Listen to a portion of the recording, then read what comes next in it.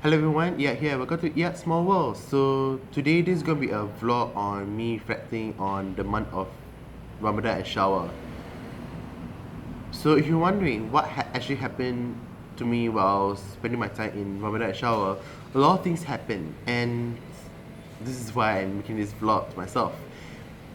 So for those that know me, I usually follow this regime with my family when we spend our time together as a family, and I'm like cool with it. It's just that this year I tend to, how do I say this, break free from the regime. Like, I don't really follow the regime like 100%. Yeah. And for those that don't know about the regime, it goes like this.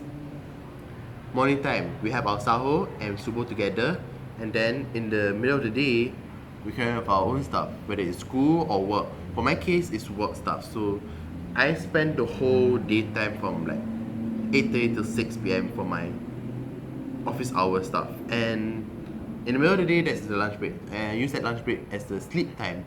But back in my old days, when I have school, like, the standard primary school, secondary school days, I spend my school time first, and then I go back home and rest, and then go to the mosque on the third daily prayer, which is Asar time, around 4 p.m. plus, to pray there, and at the same time collect porridge for our breakfast at sunset. And then sunset, we breakfast together, and then we pray our fourth daily prayer, and then we prepare for our trip to the mosque for our fifth daily prayer, and then to our eight prayers, which, for those that don't know about the Tarawih prayers, it is the prayer that we encourage to pray in the month of Ramadan. So I grew up praying Tarawih like every day in Ramadan, and it's been a habit to me. But there are times that I actually didn't follow the regime 100% because of other things, which I'm going to share with you guys. So in the month of Ramadan, I do follow this regime like some of the days, but there are days that I did actually follow that. Like, for instance, one day I didn't actually follow is because I am feeling very unwell. And the fun part about this day that I fall sick is also the day when I have to do spoken word at Singapore Expo. And that's almost like the last 10 days of Ramadan. And believe me, when I tried to do my spoken word on the day that I'm not feeling well, it's also on a Friday. So it's a little embarrassing because what I actually did on that day itself is that I'm sick, but I still need to perform. I still need to perform. But my body is like telling me that I need to eat something. So what I did is that in the middle of the day, after the Friday prayer, I kind of like got drinks standby in my bag, and then I'm like, okay, it's too hot, I can't take it anymore, I need to drink something. And then I straight away drink some water and drink some chrysanthemum tea, and just to keep myself hydrated in the hot weather that I'm in. Like, seriously, Singapore has really unpredictable weather every time. Like, one time it rains, one time it's sunny, one time it's cloudy. I'm like, I can't tell what is the weather on the next day. So on that day that I fall sick, it was super sunny, that I had to drink water. I need to keep myself like up and running, so I have enough energy to perform on stage for a spoken word. And alhamdulillah, I'm okay. But of course, my fast is invalid for on that day itself. So I have to pay back that one day of fasting outside the fasting month, which is anytime right now until the next fasting month comes in. And I don't know whether that next year it's gonna come soon, because in my religion we believe in the judgment day, where everything will go kaput, and then we'll face the creator himself. So yeah, that's one instance where I didn't follow the regime 100%, because one day I fall sick. And then there's also another instance when I'm outside after work, because I got invites to a lot of iftar sessions with different people. And of course, I don't breakfast with my family, so I breakfast with my friends instead. So there are times where I have iftar with the ambassador of Israel, Roses of Peace ambassadors, and then also different communities. Like, really a lot of iftar that I've attended, especially the iftar that I had at my workplace itself. And yeah, they have good food as well, so I kind of enjoyed that. And then there are times I also breakfast at the mosque itself, and that is at the is that one time when I prayed at Masjid Anur. So it's because my friend is the Bilal there, and he kind of like invited me to this. Then I'm like, okay, I can go. I want to see how you do the Bilal at the Twilight prayers, and it's kind of beneficial because, but at the same time, really far away from my hometown because my place is at Eunos, but I have to go all the way to Woodlands to see my friend with the Bilal at Masjid Anur, and it's really far away. Like, I have to make a long trip from Bedok all the way to Woodlands itself. I mean, I didn't go from home, I go from work, and I think it's on a Tuesday or a Friday, I think. But yeah, I mean that trip is kind of worth it because not only do I break fast there, but I also get to pray Tarawih there and see how the mosques had their own Tarawih prayers. Because I realized different mosques have some Tarawih prayers, but not all of them that follow the same variation that I always follow. Like I grew up praying 20 units of prayers. But there are mosques that pray only like 8 units. We call it rakat, but yeah. So I grew up praying like always 20, but there are times where I only pray 8 rakat at different mosques. Like one time at Darul Ghufran, one time at Masjid Anur, then also there is one time that I also pray Tarawih at one of these surahs that is already set up under the void deck. So it's kind of like it to those people that can't go very far to the mosque, and then yeah, they have it at the void deck instead. So it's kind of somehow catered to the people in the neighborhood itself. Like we cannot go that far, and yeah. And apparently one of the ustad that I know happened to had a Jamaah there, and I'm like, okay, I join in, and it's really worth the experience. Like there are times that I pray 20, there are times that I pray 8, but when it comes to the 8 rakaat, I make an effort to pray up to 20, so I can at least get more benefits from that. So that's the Tarawih prayer, and also how I break fast. Am I messing things up? Because I hope I'm not messing things up. Okay, so I talked about the Tarawih. I talked about the time that I fall sick. What else? Okay, yeah. So there's also this year in Ramadan is also the first time when I did my first Qiyamulai. If you wonder what Qiyamulai means, it happens on the last 10 nights of Ramadan, and what happened is we are encouraged to have a short rest, and then we wake up in the middle of the night, like around 3 or 4 a.m. to do this prayer that I'm encouraged to, and it's about 8 rakaat itself, and it involves reading chapters from the Quran itself as well. And yeah, that's when I get to sleep at the mosque as well, and I kind of enjoyed that experience as well because I also get to have a sahur at a mosque, and then get to pray the congregational prayers with the imam that I know, and also with one of my friends that brought me along. Like I remember on that day when I did Qiyam, I brought my own pillow, and it's like a small pillow like this big, and that's what IG story that I uploaded when I'm like hiding behind the pillow, and then I'm like, okay, there's the pillow.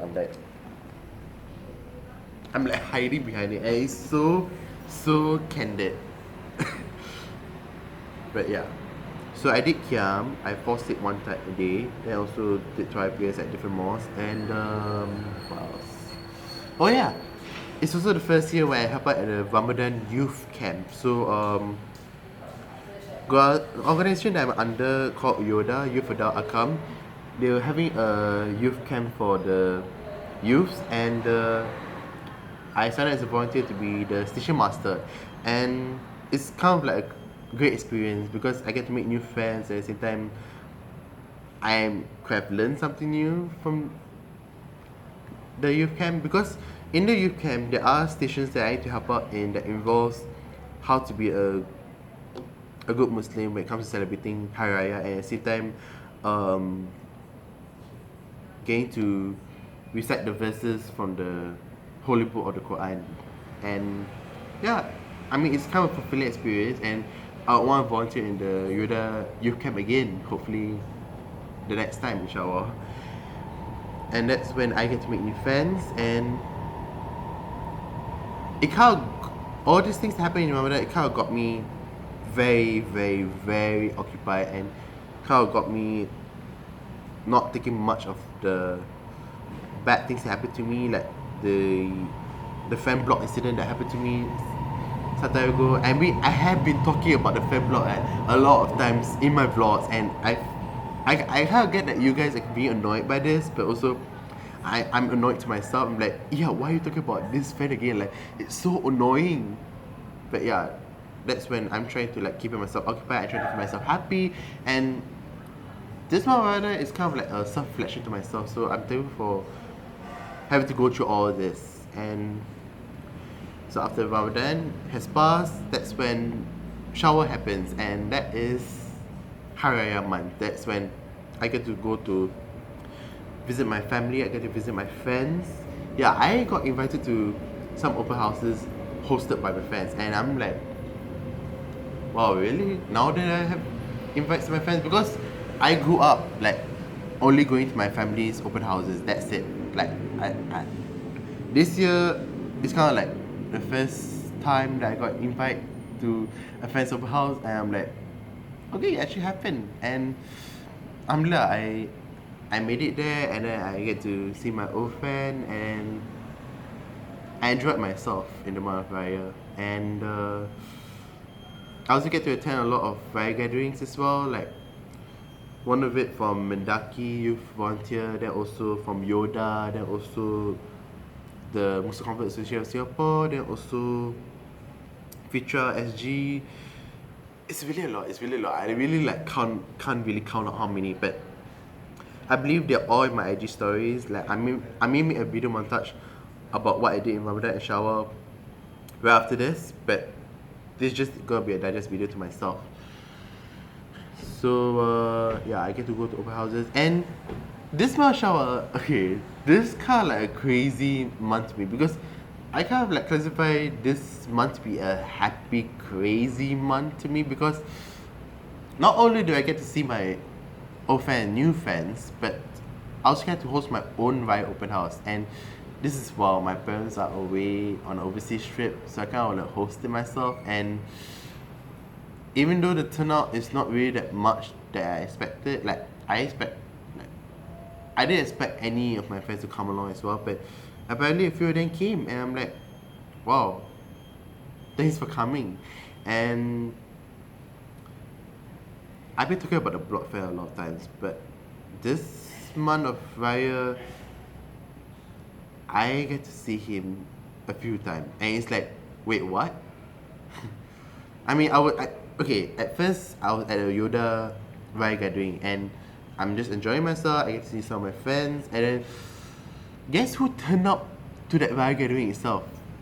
Yep, the blog fan. I mean, I also do think I should call him anymore that term, but I'm just gonna call him Anonymous Alphabet or Mr. I. Okay, Mr. I. Okay, so Mr. I, he arrived at the Yoda Raya gathering, and I'm like, hey, you're here, and we kind of like act normal, like pretend this WhatsApp blog that happened to me that actually happened. We kind of have a good time. We played Uno. We had a photo taken together, and I'm like,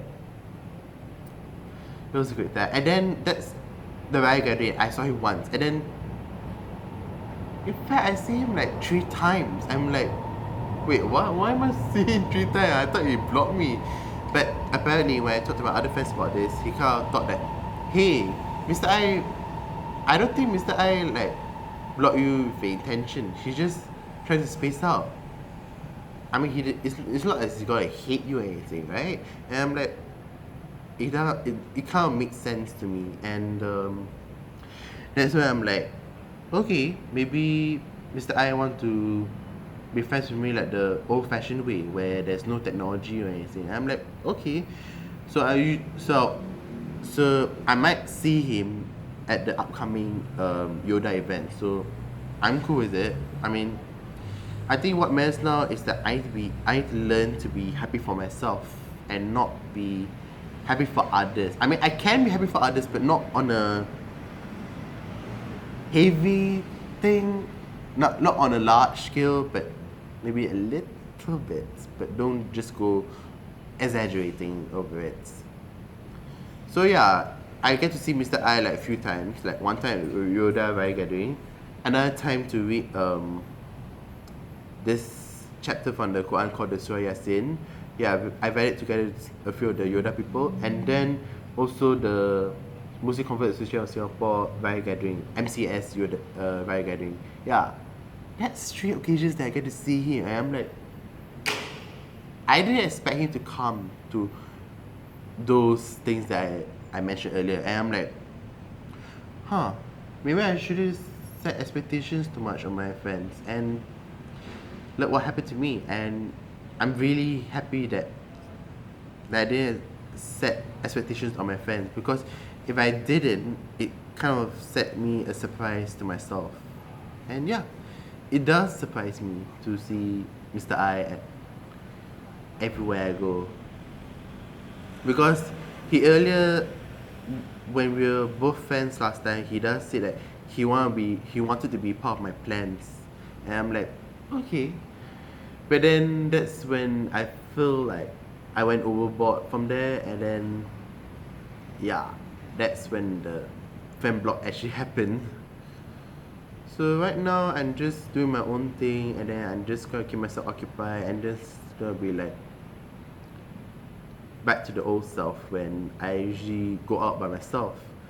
But I realized there are people that really want to be part of my plans. Like just today, I went to the M3 Youth Festival, and then I posted on my IG story, and then one of my friends reached out to me and like, hey, you go to this event, I want to go also. He didn't ajak me, he didn't tag me along. Then I'm like, oh, okay, well, come on then. And then that's when we actually met there, and then we kind of had a good time to ourselves. And yeah, so all I can say is, in the month of Ramadan and SYAWAL, it kind of taught me lots of things. Like, I need to be happy for myself, I need to not set expectations on my friends, and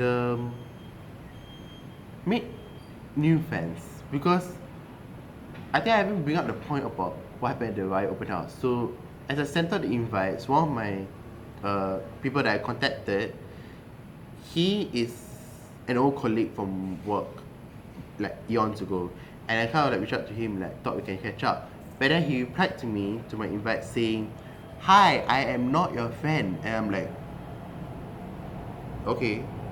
Like, I knew him from work, and then I also knew him when he came to work at the same employer as me. But knowing this, I'm like, wait, what? I'm not your friend anymore? I'm like, what's going on? What is happening?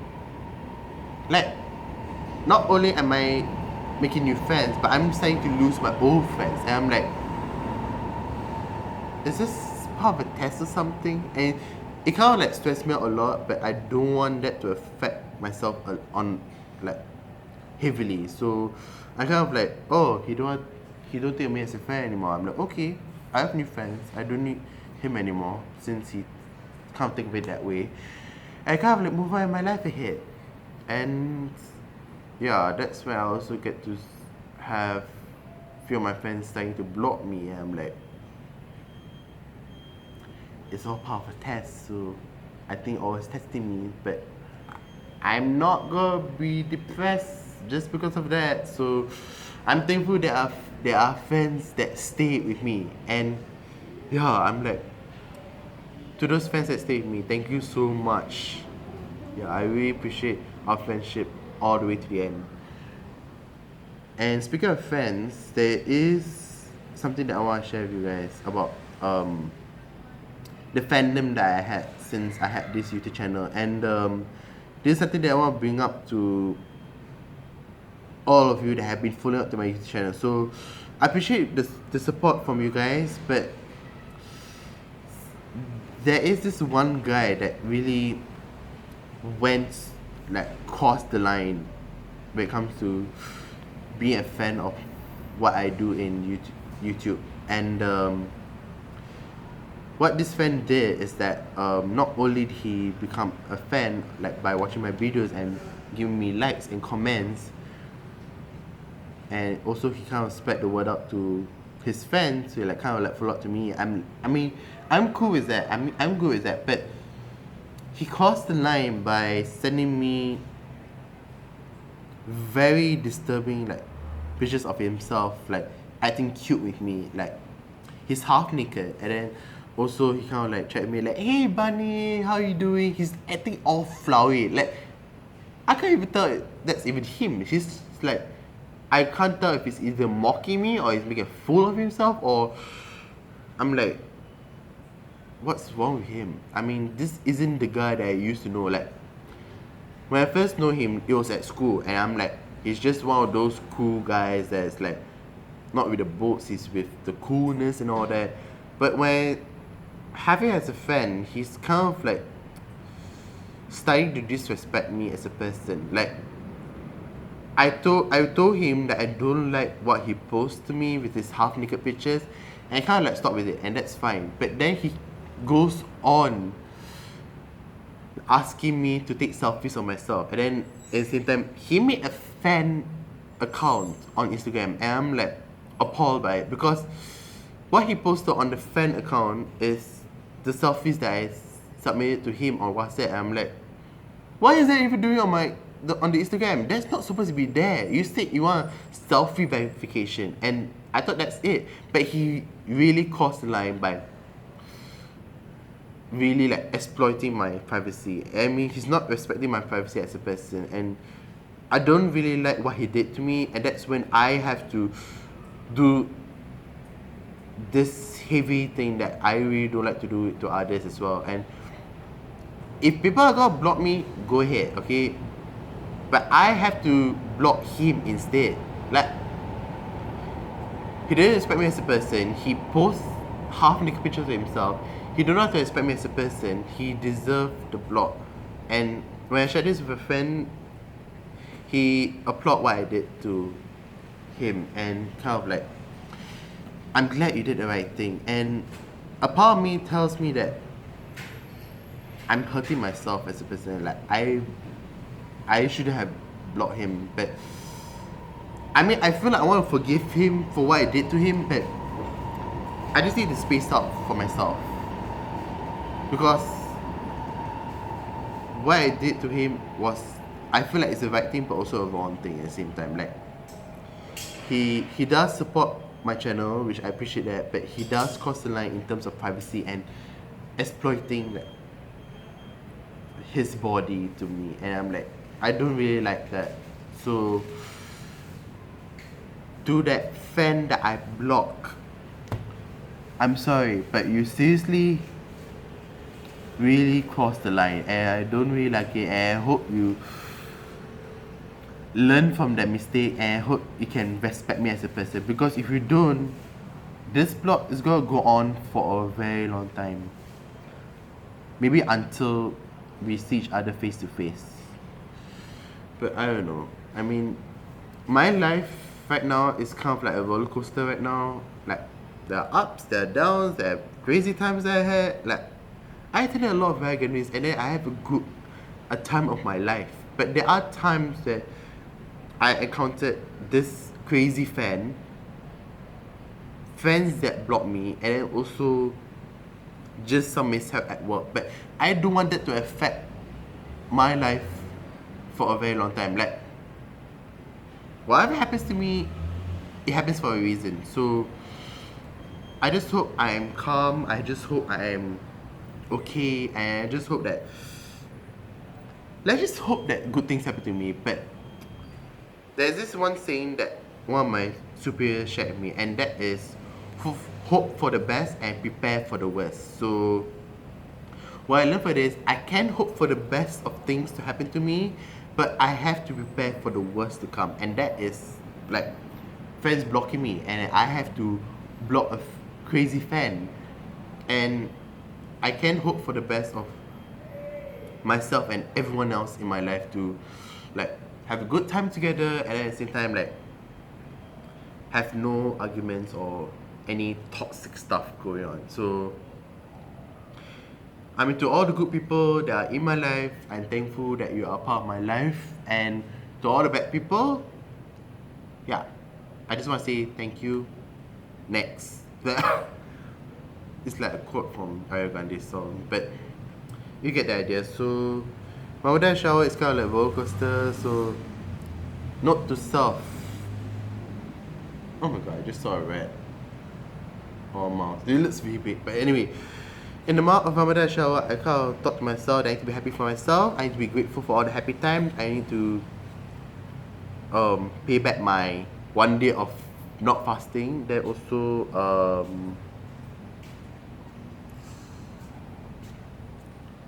just be happy. I think that's the most important thing that I need to deal with right now. Like, I need to be happy for myself, because if I'm not gonna be happy for myself, and I'm not gonna love myself, I'm not gonna have a good time loving others, and that's something I need to work on right now. And yeah, I'll see you guys on my next vlog. I'll see you guys next time. Bye.